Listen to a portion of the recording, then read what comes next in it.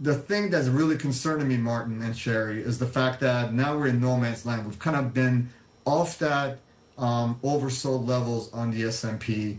The one thing I was watching very closely was the put call ratios have not really spiked.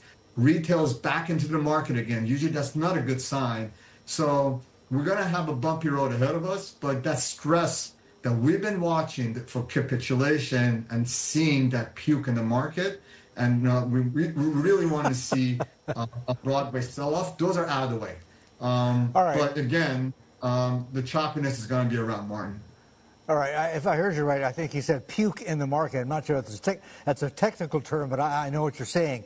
Look, in terms of positioning, you were saying that retail is back in the market. So these would be day traders in their basements with mom and dad. These would be normal folks trying to make back what they lost in their 401s. I get that. What are real money accounts doing right now, though? Institutions? Excellent question, Martin. The long-running guys have been very quiet. The bulk of the activity that we're seeing on the floor has been dominated by hedge funds. Last week, the one set of data that we saw that retailers have net bought about 11 billion worth of equity just this last week, and that's one of the highest elevations. The buy the dip mentality is still there.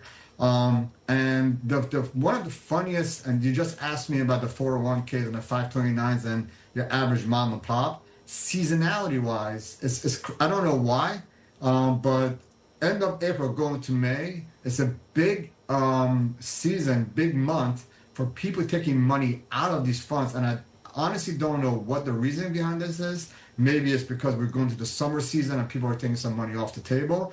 But again, maybe this time around, we might see something different. But again, on Thursday and Friday, aside from the fact that short indices were ripping, again, that showed a lot of pain in the market as we were going higher. But if you look at the 0 day to maturity options, again, seeing a lot of spike in it. I saw the retail volume and the meme index seeing a big spike in it. But as I said, these are the things that is back to norm again.